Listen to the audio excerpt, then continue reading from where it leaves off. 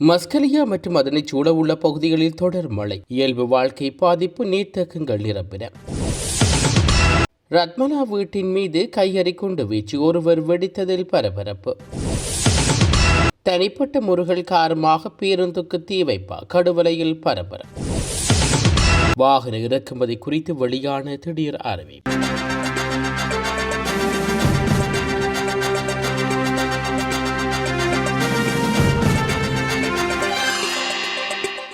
முன்னாள் அமைச்சர் அகில விராஜ் காரியவசம் சற்று முன்னர் கைது செய்யப்பட்டுள்ளார்.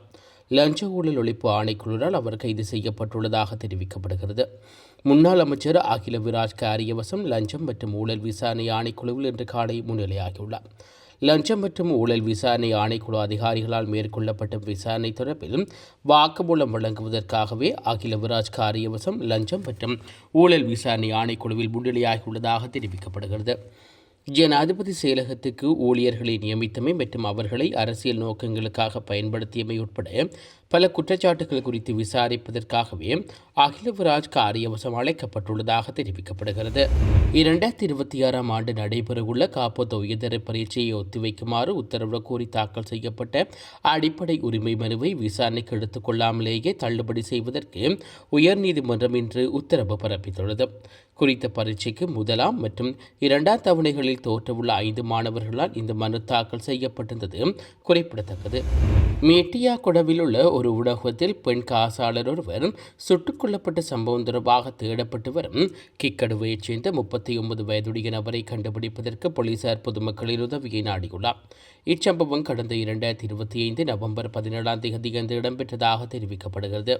போலீசார் வெளியிட்டுள்ள தகவலின்படி மேட்டியகொட போலீஸ் நிலையம் சம்பவம் தொடர்பிலான விசாரணைகள் மேற்கொண்டு வருகிறது. துப்பாக்கிச்சூடு நடத்திய நபர் அடையாளம் காணப்பட்டுள்ளார். ஆனால் தற்போது தலைமறைவாகியுள்ளார் என்பதை போலீஸ் நிலையம் உறுதிப்படுத்தியுள்ளது. கந்தரா மற்றும் அம்பலாங்குடை போலீஸ் பிரிவுகளில் நடந்த துப்பாக்கிச் சூட்டு தொடர்பாகவும் இந்த சந்தேக நபர் தேடப்பட்டு வருவதாகவும் பாலாப்பட்டி நீதிவான் நீதிமன்றத்தில் நிலுவையில் உள்ள வழக்குகளில் அவருக்கு எதிராக பல பிடியாணை பிறப்பிக்கப்பட்டுள்ளதாகவும் அதிகாரிகள் தெரிவித்துள்ளனர். சந்தேக நபர் தொடர்பில் தகவல் தெரிந்தவர்கள் 0718591 அல்லது 09122260423 என்ற எண்களில் போலீசாரை தொடர்பு கொள்ளுமாறு போலீசார் கேட்டுக் கொண்டுள்ளார்கள். கடுவலை பிரதான பேருந்து நிலையத்துக்கு அருகிலுள்ள பிரதான வராந்த சந்தை பகுதிக்கு அருகில் நிறுத்தப்பட்டிருந்த அதிநவீன சொகுசு பேருந்து கொண்டு உந்துருடியில் வந்த இனம் தெரியாத இருவரால் இன்று காலை தீ வைத்துவிட்டு தப்பிச் சென்றுள்ளார்கள். இவ்வாறு தீ வைக்கப்பட்டிருப்பது அதிவேக நெடுஞ்சாலை ஊடாக கடுவலை மாத்திரை இடையே சேவையில் ஈடுபடுத்தப்பட்ட சொகுசு பேருந்தாகும். தீப்பரவல் காரணமாக அந்த பேருந்து முற்றிலும் சேதமடைந்துள்ளதாக காவல்துறை தெரிவித்துள்ளது. அத்துடன் இந்த பேருந்துக்கு அருகில் நிறுத்தப்பட்டிருந்த கடுவலை கொள்ளுப்பட்டி சாதாரண சேவை பேருந்துகள் இரண்டும் தீயினால் சிறு சேதங்கள் ஏற்பட்டுள்ளன.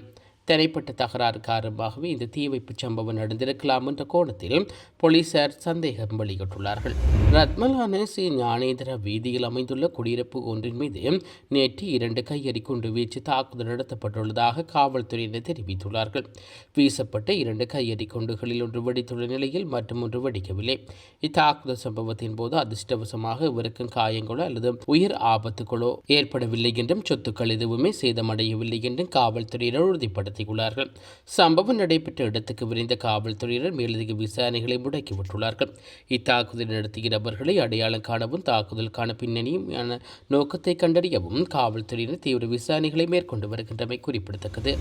இலங்கை வர்த்தக சம்மேளனம் 6 ஆண்டுகளுக்கு பிறகு தனது முக்கிய வெளியீட்டான மோட்டார் வாகனத்துறை அறிக்கை 2025-2026 வெளியிட்டுள்ளது. வாகன இறக்குமதிகள் மீண்டும் தொடங்கியுள்ள நிலையில் இலங்கையில் வாகனத்துறை ஒரு புதிய கட்டத்திற்கு பிரவேசிப்பதை இந்த அறிக்கை சுட்டிக்காட்டுகிறது. மோட்டார் வாகன இறக்குமதி மூலம் சுங்க வரிகளாக 896.4 பில்லியன் வருவாய் கிடைத்துள்ளது. 15க்கும் மேற்பட்ட உள்நாட்டு வாகன இணைப்பு ஆலைகளை இயக்கி வருவதோடு குறைந்தபட்சம் 20% உள்ளூர் மூலப்பொருட்களை பயன்படுத்தும் கொள்கை காரணமாக வேலை வாய்ப்புகளும் உள்நாட்டு மதிப்பு கூட்டலும் அதிகரித்துள்ளது.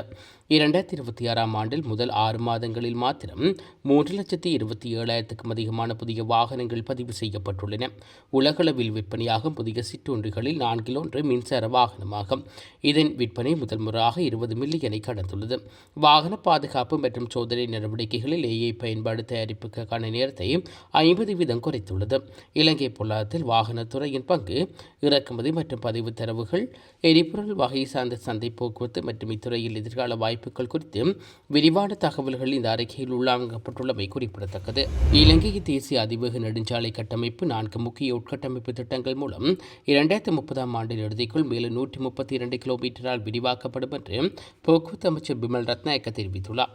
இந்த விரிவாக்கத்துக்கு பங்களிக்கும் 4 முன்னெடுப்புகளில் மத்திய அதிவேக நெடுஞ்சாலையில் 2 முக்கிய பிரிவுகள் தற்போது பணிகள் நடைபெற்று வருகின்றன. அதன்படி கடவத்தையிலிருந்து மேரிகம வரையிலான 37 கிலோமீட்டர் நீளமுள்ள முதல் கட்ட பகுதியும், பொத்துக்கரவிலிருந்து கலகெதர வரையான 33 கிலோமீட்டர் நீளமுள்ள 3ஆம் கட்ட பகுதியும் இதில் அடங்கும்.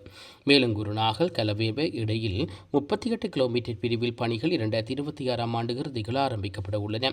233 ரூபாய் செலவில் மதிப்பிடப்பட்டுள்ள இந்த திட்டம் 12 ஒப்பந்த பொதிகளாக பிரிக்கப்பட்டு வெளிப்படையாக விலைமறு கோரல் முறையின் கீழ் உள்நாட்டு கட்டுமான நிறுவனங்களை கொண்டு விரிவாக செயற்படுத்தப்படும். அத்துடன் 24 கிலோமீட்டர் நீளமுடைய இந்த திட்டத்தின் பணிகளும் இந்த ஆண்டுக்குள் ஆரம்பிக்க திட்டமிடப்பட்டுள்ளன. முதல் முறையாக இந்த அதிவேக நெடுஞ்சாலை திட்டங்கள் இலங்கை அரசாங்கத்தின் சொந்த நாட்டு நிதியை பயன்படுத்தி முன்னெடுக்கப்பட உள்ளன.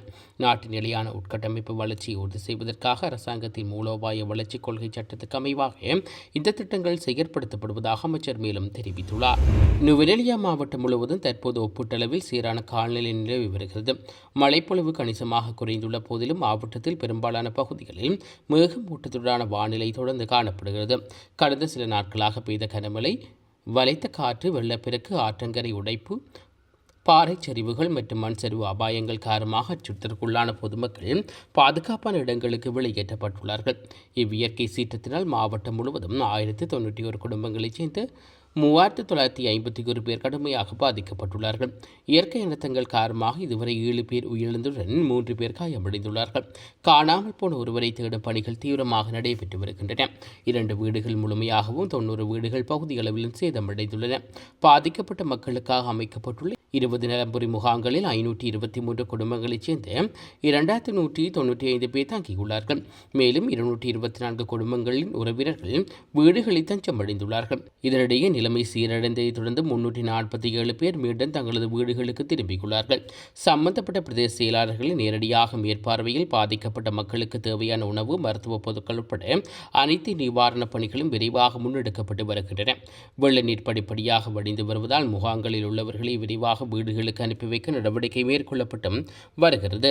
பாதிக்கப்பட்ட வேதிகளை சீரமைத்து பொழுதுபோக்குவரத்து மற்றும் பேருந்து சேவைகளை வழமைக்கு கொண்டுவர வேதிகள் அபிவிருத்தி அதிகார சபையும் மாகாண வீதிகள் அபிவிருத்தி அதிகார சபையும் இணைந்து மீட்பு பணிகளில் ஈடுபடுத்தப்பட்டுள்ளன. அவிசாவளை ஹட்டன் நுவரெலியா பிரதான வீதி 66 கிலோமீட்டர் பகுதியில் ஏற்பட்ட சேதங்கள் அகற்றப்பட்டு வருகிறது. லக்சப்பான பொல்பெட்டி வீதி மீண்டும் போக்குவரத்துக்கு ஏற்றவாறு சீரமைக்கப்பட்டு வருகிறது. டென்சினான் பேண்டுலோயா மற்றும் டெகோயா பார்க் போக்பேலி வீதிகளில் அமைந்துள்ள மண்மேடுகள் அகற்றி சுத்தம் செய்யும் பணிகள் நடைபெற்று வருகின்றன. கொத்மலை பன்னங்கம்மே வீதி தொடர்ந்து மண் சரிவு அபாயம் காணப்படுவதால் பொதுமக்களின் பாதுகாப்பு கருதி இவ்வீதி தற்காலிகமாக மூடப்பட்டுள்ளமையும் குறிப்பிடத்தக்கது. இத்துடன் இன்றைய பிரதான செய்தி அறிக்கை நிறைவுக்கு வருகிறது. மீண்டும் நாளை காலை பிரதான செய்திகளோடு இணைந்து கொள்வோம். நன்றி. இதுபோன்ற செய்திகளை தெரிந்து கொள்ள யாழ் டிவி நியூஸ் சேனலை சப்ஸ்கிரைப் செய்து அருகே இருக்கிற பெல் பட்டனையும் கிளிக் செய்து கொள்ளுங்க. மேலும் இதுபோன்ற செய்திகளை உடனுக்குடன் தெரிந்து கொள்ள யாழ்டிவி.com எனும் இணையதளத்தின் வாயிலாக எங்களோடு இணைந்து கொள்ளுங்கள்.